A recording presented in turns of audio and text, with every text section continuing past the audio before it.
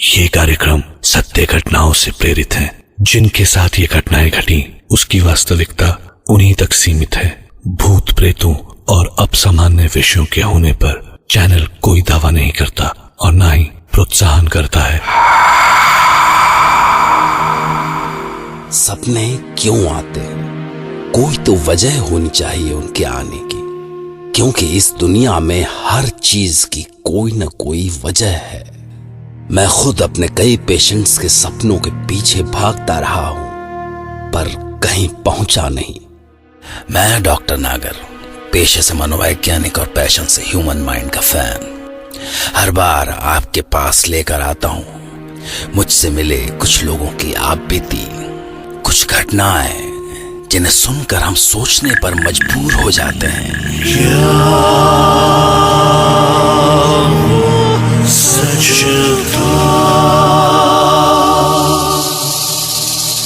आज की कहानी है हैदराबाद की रेवती की, एक उभरती थिएटर एक्ट्रेस जो अपने सपनों को सच करना चाहती थी, पर एक दिन जब उसका एक सपना सच हुआ तो जैसे कयामत आ गई।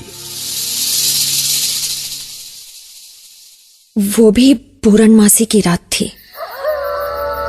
पता नहीं क्यों, पर उस हड्डियां जमा देने वाली सर्द रात में भी मैं एक बार फिर से वहीं खड़ी थी, उस कब्रिस्तान के गेट पे। और तभी शायद चांद के आगे से बादल हटे होंगे और कब्रों के ऊपर की छाई कालिक हटने लगी। और तभी एक आवाज आई, एक कब्र के खुलने की आवाज। फिर एक और कब्र खुली, एक और, फिर कुछ इंसानों की आवाज आने लगी। नहीं, वो इंसानों की आवाज नहीं हो सकती। उनके तो सिर्फ शरीर ही नहीं, जैसे आवाजें भी सड़ चुकी थी। और तभी कब्र के भीतर से एक हाथ दिखा, एक कुचला हुआ हाथ, खून से सना हुआ। फिर एक दूसरी कब्र से एक चेहरा निकला। चेहरा कहाँ था? वो कुछ काले बालों से लटकता सफेद मांस का टुकड़ा। आंखें, जहां आंखें होनी थी, एक खोखला अंधेरा था। मुझे देख के वो चेहरा मुस्कुराया। तभी देखा तो 10, शायद 20 कब्रें खुली और उनसे निकलती लाशें सारी मेरी ओर बढ़ने लगी। और मैंने कितनी कोशिश की, पर मेरे पैर जैसे हिल भी नहीं पा रहे थे। तभी अचानक मेरे कंधे पे एक ठंडा सा हाथ। रेवती, रेवा, ओए, क्या हुआ? पागल, थिएटर के विंग स्पेस में बैठकर सिर्फ तू ही सो सकती है। अब चल, डायरेक्टर सर बुला रहे हैं। सपना था। उफ, आजकल रोज यही सपना आ रहा है, पता नहीं क्यों। और जब नींद खुलती है तो कुछ पलों के लिए वो आवाजें कानों में गूंजती रहती हैं। फिर धीरे धीरे रियलिटी को खींच के वापस लाना पड़ता है। खुद को याद दिलाना पड़ता है कि मैं रेवती मलिक हूं, एज 27, अ थिएटर एक्टर, पापा सतीश मलिक, माँ रंजनी मलिक। मैं रेवती मलिक हूं। मैं हैदराबाद के रंगशाला के विंग में खड़ी हूं।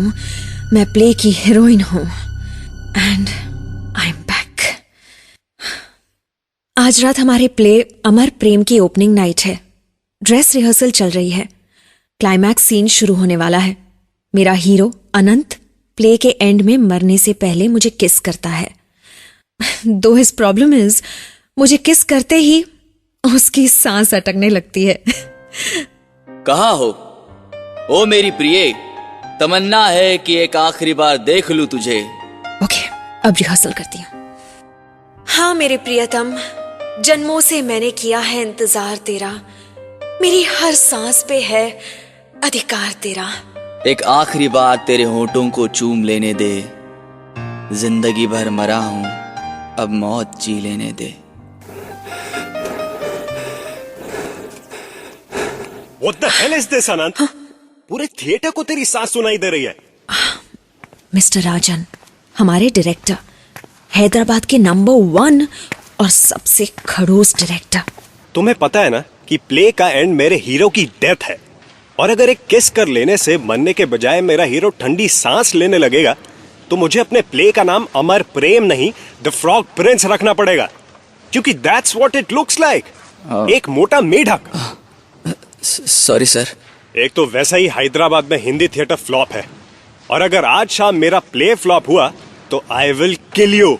मुझे आज शो के एंड में तालियां चाहिए, गालियां नहीं, समझे? Yes yes yes sir. And Revathi, good job.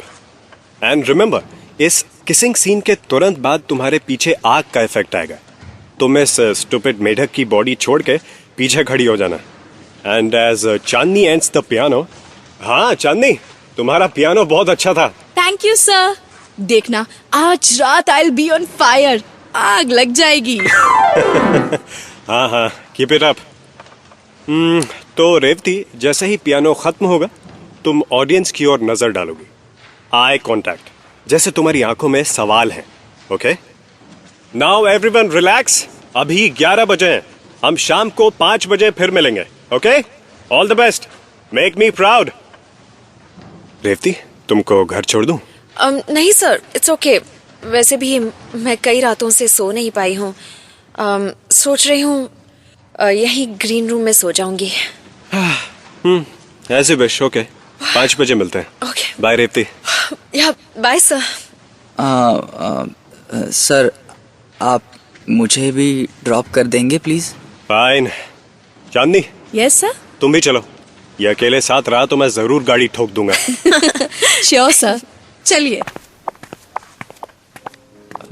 Rewa, I am sorry यार। जब तुम पास होती हो तो पता ही नहीं मुझे क्या हो जाता है। It's okay Anand, I am sure तुम शो में ठीक करोगे। आई प्रॉमिस यू रेवा, आज रात कुछ भी हो जाए मैं लास्ट सीन में सांस रोक कर रखूंगा। हाँ हाँ, आप जाओ यार। मुझे सोने दो। Okay, bye. Yeah bye.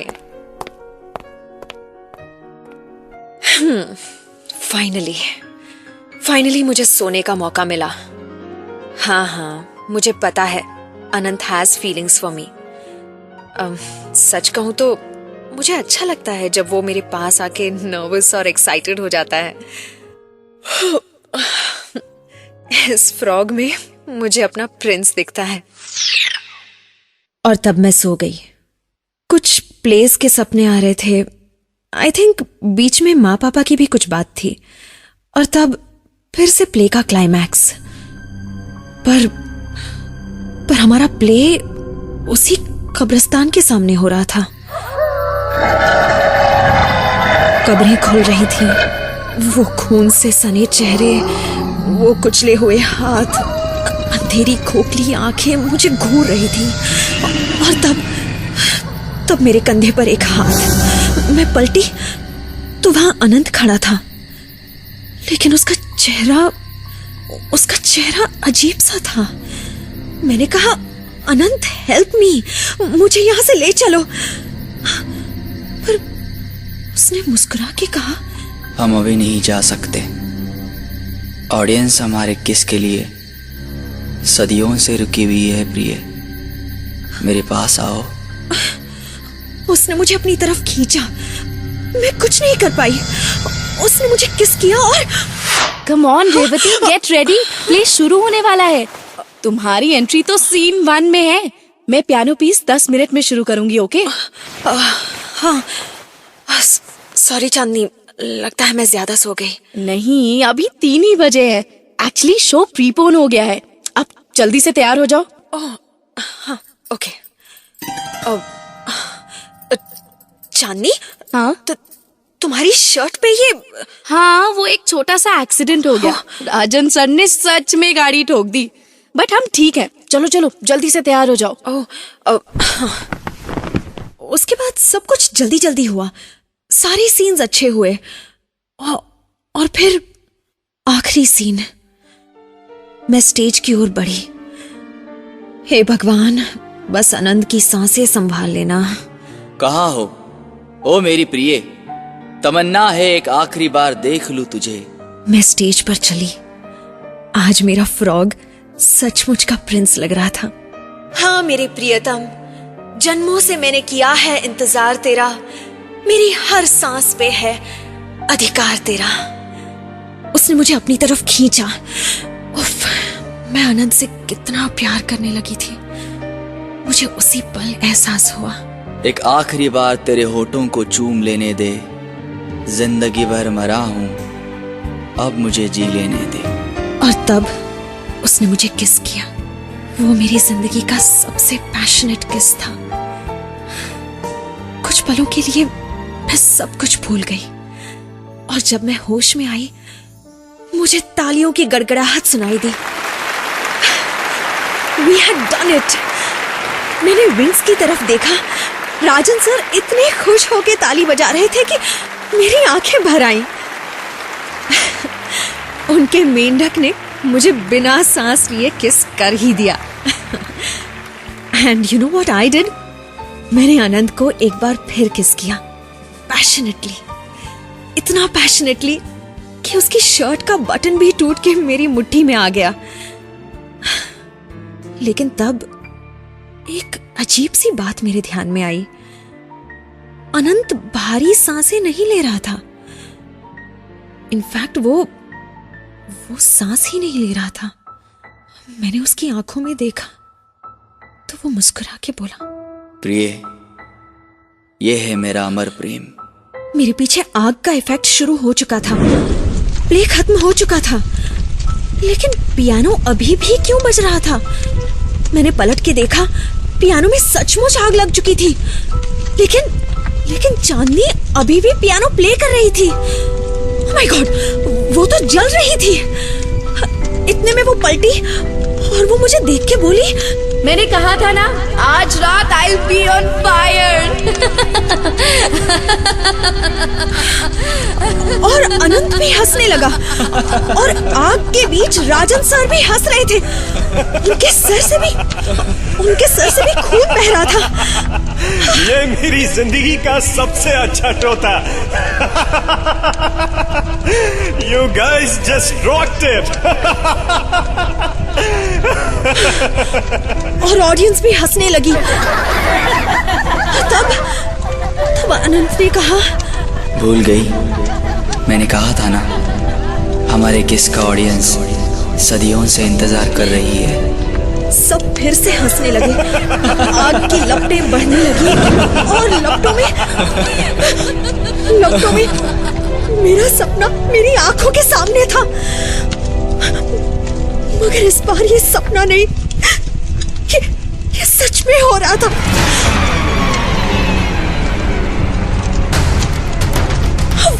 वही चेहरे, वही आंखें, वही सड़ती आवाजें, अंधेरी खोखली आंखें, सभी के सफेद चेहरे आग की लपटों में चमक रहे थे। जलता हुआ पियानो भी बज रहा था। सभी मेरी तरफ बढ़ने लगे, और मैं अकेली। नहीं, ये सपना ही है। मेरा नाम रेवती है, मैं एक एक्ट्रेस हूँ। मेरे पापा का नाम सतीश है, मेरी माँ का नाम रंजनी है। माँ मुझे जगाएगी अभी। माँ, आओ प्रिय, आओ, एक आखिरी किस।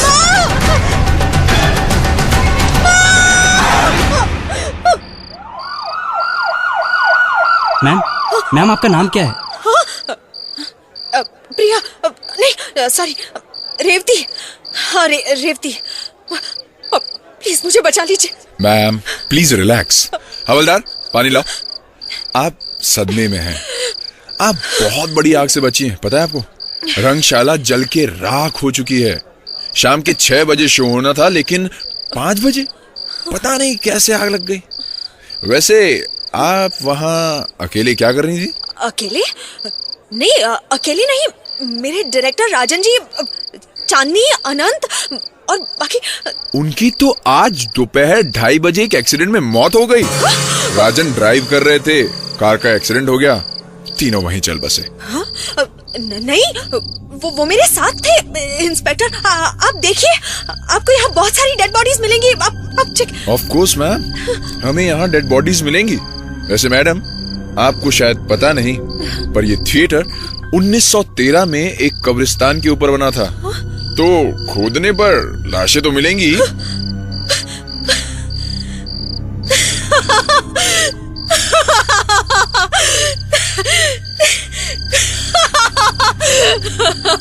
मैम, आप हंस क्यों रही हैं? और ये आपके हाथ में क्या है? ये मेरे प्रिंस की शर्ट का बटन है।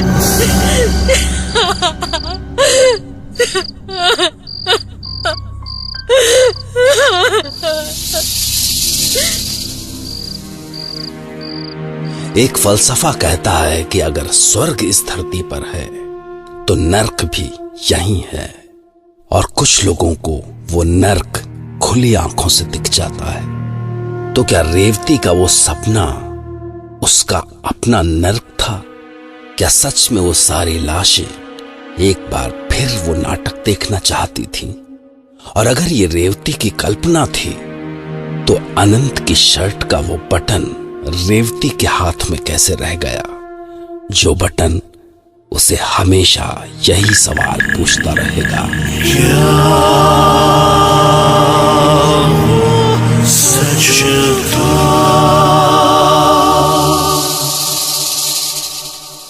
मैं अगले हफ्ते फिर मिलूंगा, पर तब तक सपनों से बच कर रहिए, क्योंकि भगवान न करे कि कहीं किसी रोज आपका कोई सपना सच हो जाए।